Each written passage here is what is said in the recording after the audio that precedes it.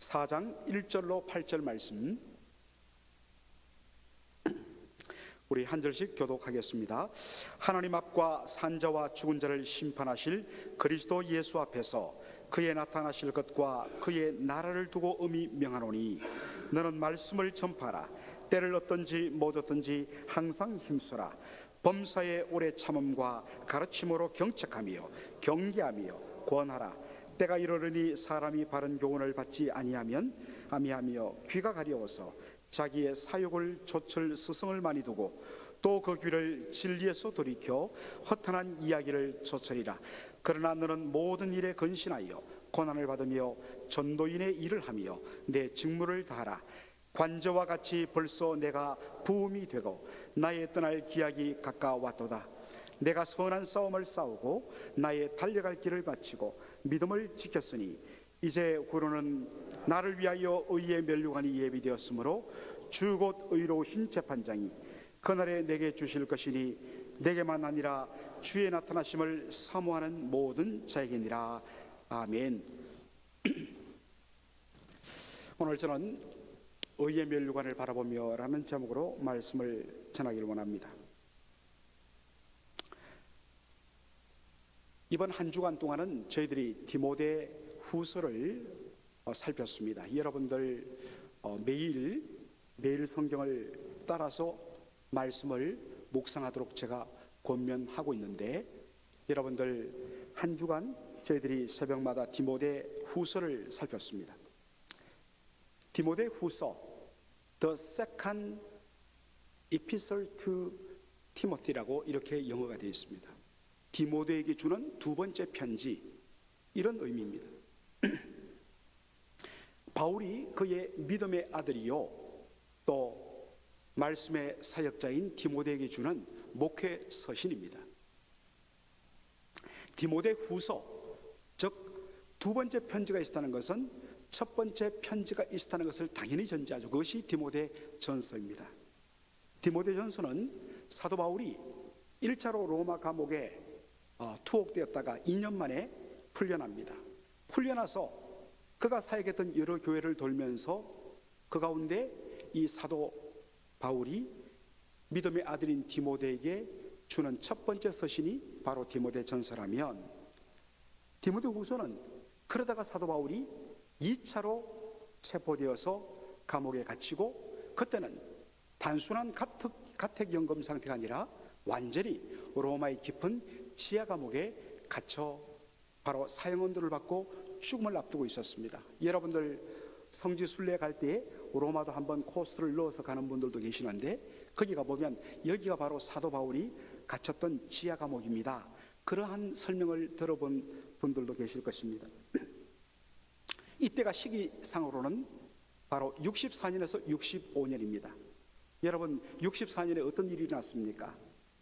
그 당시 로마의 황제였던 네로가 로마 전체에 불을 지르고, 미치광이죠.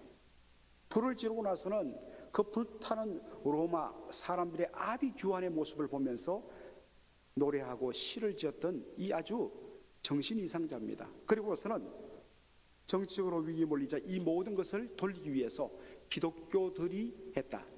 마치 1923년에 일본의 관동 대진이 일어났을 때에 어떤 면에서는 민심을 바로 잠재우기 위해서 조선 사람들이 우물에 독극물을 타갖고 수많은 사람들이 죽었다 해서 바로 흥분해 있던 일본 사람들의 마음을 조선 사람들에게 돌려갖고 수천 명을 죽여버리게 했던 그 관동 대지전 때 루머처럼 이 사람이 기독교인들에게 그것을 돌려갖고 사람들이 기독교인들을 죽이도록, 그래서 수많은 기독교 신자들을 끌고 와서 그렇게 바로 원형 경기장에서 사자의 밥이 되게 하는 그러한 일을 범했던 사람이 바로 네로인데, 바로 이 기독교 핍박의 최절정기였던 이 64년에서 65년, 바로 기독교의 지도자였던 바울을 잡아갖고 그렇게 사형언도를 내리고, 이제 그가 죽음을 앞두고서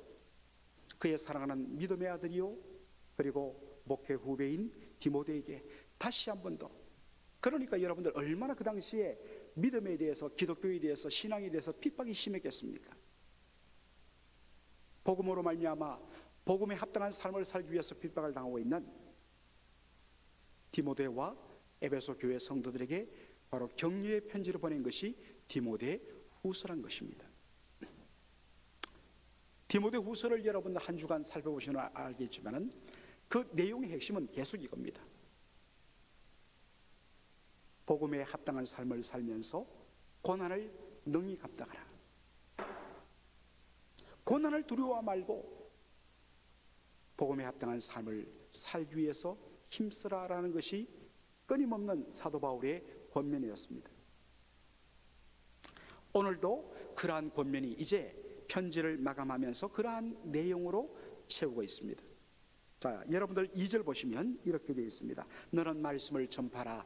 때를 얻든지 못 얻든지 항상 힘써라. 범사의 오래 참음과 가르침으로 경책하며 경계하며 권하라. 여러분 디모데 전서 후서 4장 2절 너는 말씀을 전파라. 때를 얻든지 못 얻든지 항상 힘써라. 여러분 이 말씀이 종종 어떨 때 많이 인용됩니까? 전도 폭발이라든지 또 각종 전도 훈련 그리고 전도에 관한 촉구를 하는 설교할 때 많이 인용되는 말씀입니다. 때를 얻든지 못 얻든지 너는 말씀을 전파라. 자, 그리고 디모데후서 4장 5절을 한번 보시겠습니다. 그러나 너는 모든 일에 건신하여 고난을 받으며 전도인의 일을 하며 내 직무를 다하라. 전도인의 일을 하며 내 직무를 다하라. 역시 복음 전하는 사명을 감당하라. 예수 믿는 이 믿음의 복음을 전하다 보면 사람들이 조롱도 할 것이요, 사람들이 거부도 할 것이고 이런 여러 가지 어려움을 당하지만 그럼에도 불구하고 이 고난을 능히 감당하면서 전도인의 사명을 감당하라. 이러한 말씀으로 많이 또 그렇게 도전을 합니다. 충분히 그렇게 볼 수도 있습니다. 그런데 여러분 이상한 것은요, 말씀은 언제나 문맥을 따라서 봐야 되잖아요. 말씀의 문맥을 통해서 봐야 되는데 앞부분에서 너는 말씀을 전파하라. 때를 얻든지 못 얻든지 말씀을 전하라. 그렇게 이야기했고 5절에 또 너는 고난을 받으면서 전도인의 일을 다하라 라고 되어 있는데 그 사이에 3절 4절이 조금 다른 내용을 담고 있습니다. 자, 3절 4절 한번 우리 보도록 하겠습니다. 3절 4절 때가 이러느니 사람이 바른 교훈을 받지 아니하며 귀가 가려워서 자기의 사욕을 좇을 스승을 많이 두고 또 그 귀를 진리에서 돌이켜 허탄한 이야기를 좇으리라. 이러한 말씀이 나옵니다. 여기에 때가 이른다는 말은 앞으로 이러한 일들이 곧 닥친다 그런 의미가 되겠습니다만 동시에 여기에는 어떤 의미가 있느냐, 이미 그때가 왔고 시작되었다라는 그러한 시작의 의미도 담겨 있습니다. 사람들이 바른 교훈을 받지 않는다는 것입니다. 이때 바른 교훈이란 뭐냐? 바로 복음에 합당한 삶을 가르치는 교훈을 말합니다. 구원받은 성도가 구원받은 목적에 합당하게 살아가는 삶, 거룩한 삶, 구별된 삶, 복음에 합당한 삶, 거룩한 삶이 뭐라고 제가 말씀드렸습니까? 그것은 바로 하나님 나라 시민으로 살아가라는 말씀이라고 그랬습니다. 하나님 나라의 시민권자는 마땅히 그 하나님 나라의 법을 따라 말씀의 다스림을 받는 백성을 말합니다. 그가 거룩한 삶을 산다는 것은 이 땅으로부터 분리되는 삶이 아니라 이 땅 속에 살되 이 땅의 가치관과는 구별된, 이 거룩이란 말의 원어적인 의미는 구별된다는 말이라고 했습니다. 이 세상의 가치관과 구별된 하늘나라 가치관을 가지고 이 땅에서 구별된 성도의 삶을 사는 것, 이것이 경건한 삶이고 복음에 합당한 삶이라고 말씀을 제가 드렸습니다. 그런데 사람들이 때가 이르리니, 아니 이미 와 있는데, 시작되었는데 바른 교훈에 사람들이 귀를 기울이지 않고 오히려 멀리한다는 것입니다. 그리고 자기 욕망을 조철, 자기 욕망을 채워줄, 자기의 사욕을 조철 서성을 많이 둔다는 것입니다.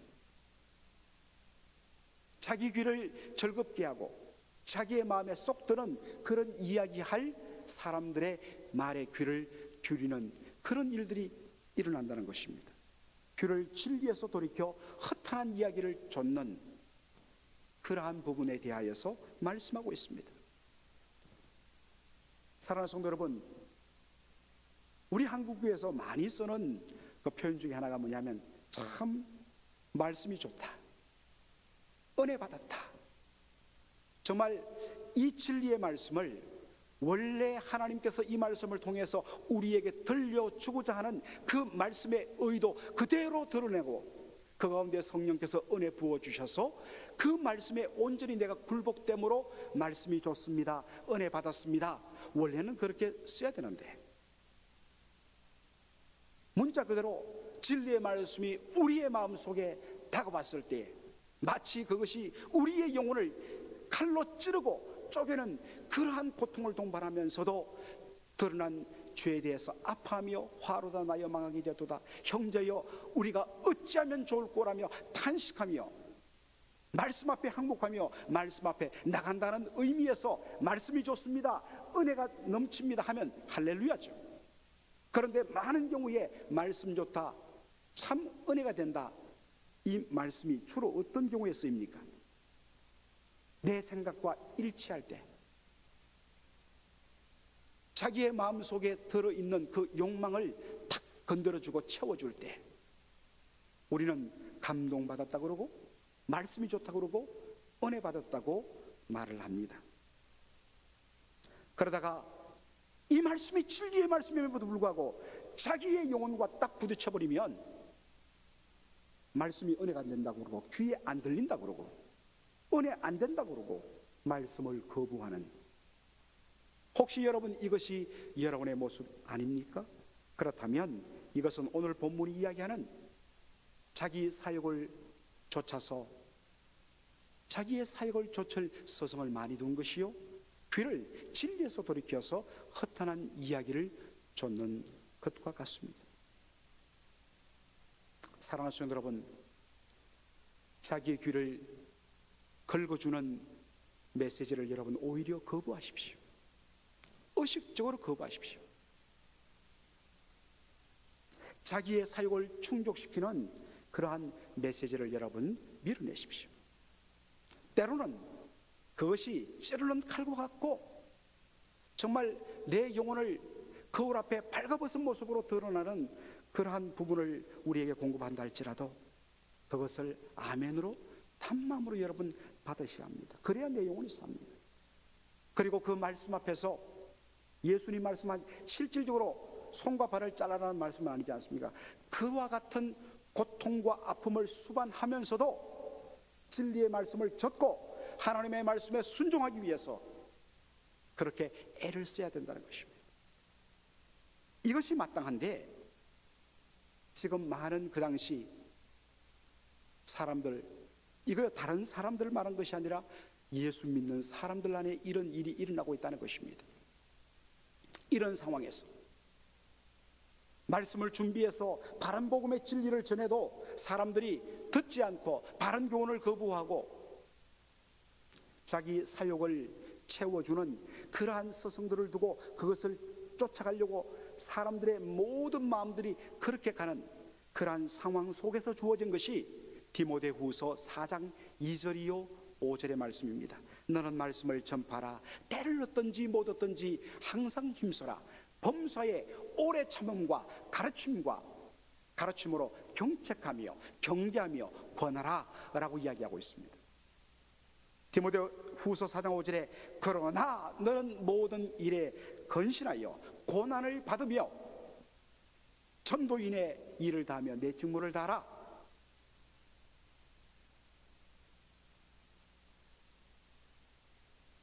때로 사람들이 진리에 대해 바른 교훈에 대해서 거부하고 돌아선다 할지라도 너는 때를 때를 얻든지 못 얻든지 하나님의 말씀을 담대하게 전하라. 그리고 범사에 오래 참는 가운데 말씀을 가르쳐라. 경책하며 경계하며 권하라. 때로는 책망도, 때로는 간곡한 호소도, 그리고 때로는 믿음의 아름다운 격려도 이렇게 섞어가면서 끊임없이 말씀을 전하라고 이야기하고 있습니다. 당장 변화가 보이지 않고 현실적으로 어렵다고 해서 낙심하거나 지치지 말라. 왜냐? 우리 하나님은 사람이 무엇으로 심든지 심은 대로 거두게 하시는 하나님이기 때문입니다. 그리고 그러므로 낙심하지 아니하면 때가 이름에 거두리라. 이 말씀을 믿고서 너는 때를 얻든지 못 얻든지 항상 말씀 전하기를 힘쓰라고 하는 것입니다.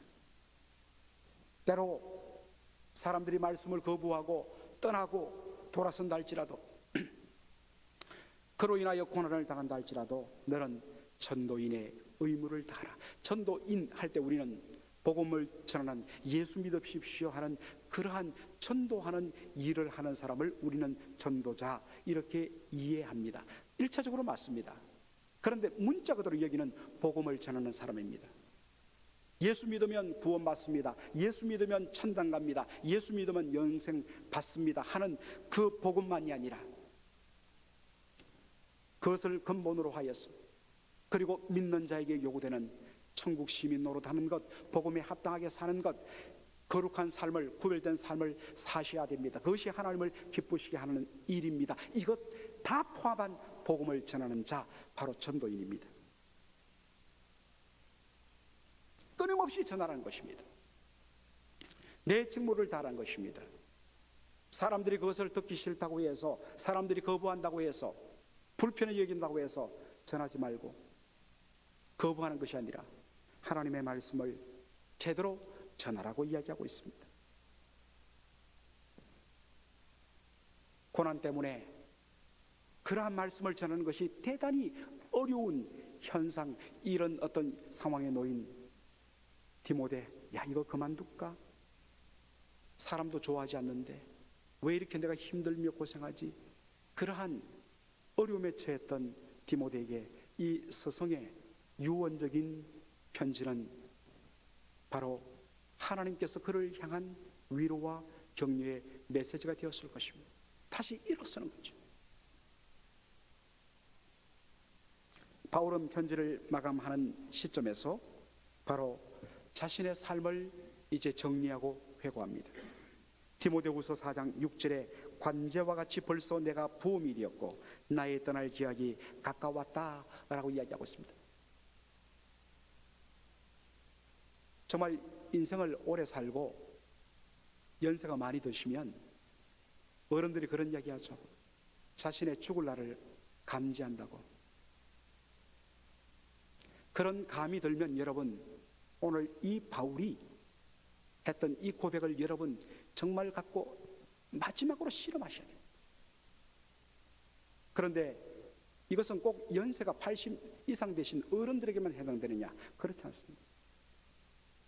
왜냐하면 날 때는 순수가 있지만 갈 때는 순수가 없어요. 오늘 여기에 30대 전도사님도 와 있지만 40대 집사님도 와 있지만 50대 저도 있지만 누가 주님 앞에 먼저 부를지 어떻게 합니까? 그러므로 오늘 하루 주어진 이 시간 동안 이 질문 여러분 던져야 됩니다. 과연 내가 주님 앞에 섰을 때 과연 이렇게 고백할 수 있느냐? 준비하시라는 겁니다. 주님 배울 날이 날로 가까워 찬송가 460장 부르는데 나이 드신 어른들만 천국 사모하며 은혜 받고, 이건 나와 먼 이야기다. 그렇지 않습니다. 오늘 밤 우리에게 어떤 일이 일어날지 어떻게 합니까? 준비해야 합니다. 그런 직감합니다. 이제 얼마 남지 않았다. 그래서 그는 이야기합니다. 관제와 같이 벌써 내가 부음이 되고, 관제란 것은 바로 drink offering, 번제를 드릴 때에 제물들을 다 따듬고 쪼개고 그리고 장작불 위에 올려놓고 나서 마지막으로 불태우기 전에 하는 것이 뭐냐? 거기에 독주를 붓는 것, 이 부월관자 제사입니다. 술을 붓는 것, 이 관제, 술을 붓는 행위는 뭡니까? 이제 모든 제사 준비 끝나고 불태우면 된다. 바로 그것을 알려주는 것이 관제입니다. 관제와 같이 내가 벌써 부험이 되었다. 나 이제 떠날 날이 며칠 얼마 남지 않았다는 이야기입니다. 그러면서 그는 이렇게 이야기합니다. 7절에 내가 선한 싸움을 싸우고 나의 달려갈 길을 마치고 믿음을 지켰으니 이제 후로는 나를 위하여 의의 면류관이 예비되었으므로 주 곧 의로우신 재판장이 그날에 내게 주실 것이라. 내게만 아니라 주의 나타나심을 사모하는 모든 자에게도 마찬가지다라고 이야기하고 있습니다. 그는 자신의 삶을 돌아보면서 선한 싸움을 싸웠다. 내리십시오. 달려갈 길을 달려갔다. 믿음을 지켰다고 이야기하고 있습니다. 표현이 선한 싸움을 싸웠다라는 것 때문에 어떤 분들은 이건 군인이 전투하는 그러한 모습을 그리면서 내가 그리스도 예수의 군사로 살았다, 그러한 의미로 그리기도 하지만은 뒤에 의의 면류관, 이 면류관이란 것은 왕관을 말하는 것이 아니라 그 당시 고대 그리스에서 펼쳤던 고대 올림픽 경기 우승자에게 주어지는 바로 월계수관, 우리로 말하면 금메달이죠. 그것을 뜻하는 헬러예요.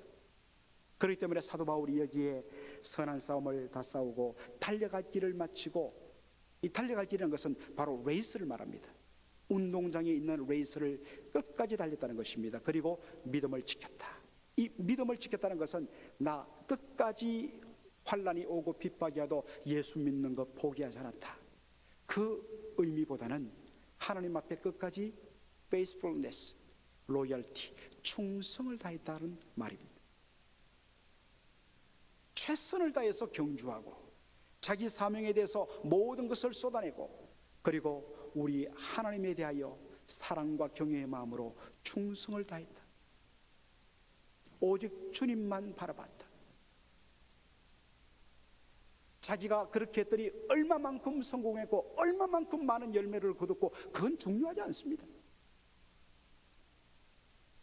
사도 바울은 지금 갇혀있고 사형을 앞두고 있어요. 세상의 가치로 보면 성공하지 못했어요.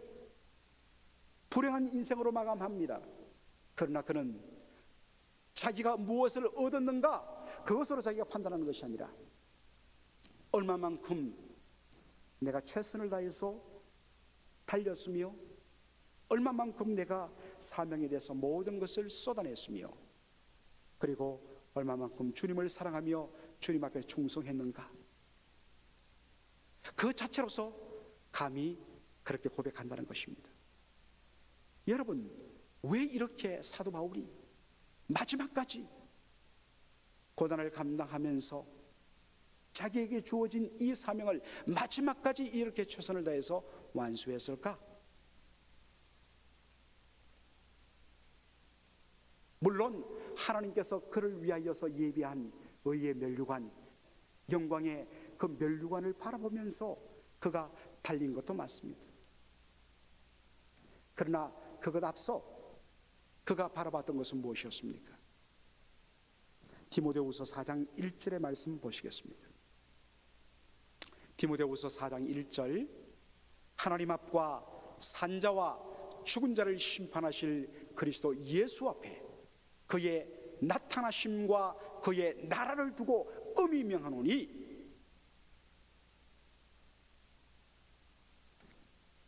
바울이 마지막으로 사도 바울의 디모데에게 해주는 이 권면은, 야, 할 수 있으면 해라.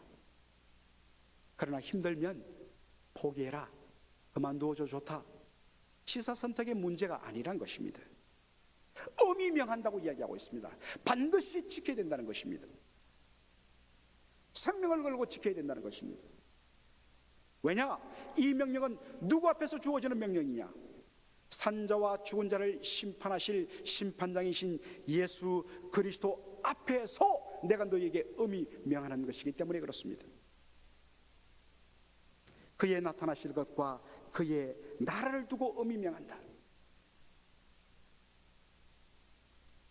그의 나타나실 것, 그의 나라, 우리 주님 예수 그리스도 다시 이 땅에 오실 그날, 그리고 하나님 나라가 온전히 이 땅에 완성되고 세상의 불의한 나라가 다 무너지고 불의한 세력들이 다 꺾어지고 온전히 주님께서 의에 통치하시는 바로 그 주님 오시는 그날, 그 주님 오시면 우리의 모든 행위에 대해서, 주께서 우리의 말에 대해서, 우리의 사명에 대해서 주께서 선악권에 심판하실 것이기 때문에 주님 앞에 다 드러난다는 것입니다.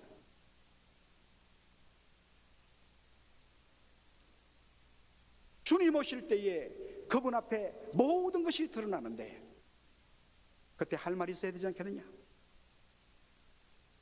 주님께서 우리로 다른 것 가지고 판단하는 것이 아니라 얼마나 내 복음에 충성했고 복음에 합당하게 살았으며 구원받은 성도의 거룩한 삶을 살았으며 하나님 나라의 시민권자로 살았느냐?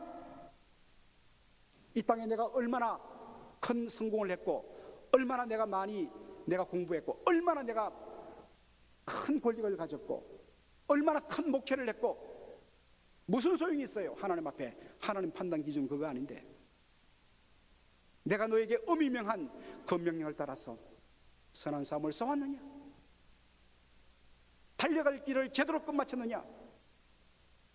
그리고 나에게 그까지 믿음 충성 다했느냐? 그것으로 판단한다는 것입니다. 이것을 생각할 때 어떻게 대충 그렇게 살 수 있느냐? 그의 나타나실 것과 그의 나라를 두고 내가 그러므로 엄히 명한다. 사랑하는 성도 여러분, 일차적으로 이 말씀은 목회자에게 주는 목회 서신입니다. 그러나 이 말씀은 모든 주의 백성들에게 동일하게 빠짐없이 주어지는 명령이요, 권면이요, 그리고 강력한 요구인 것입니다.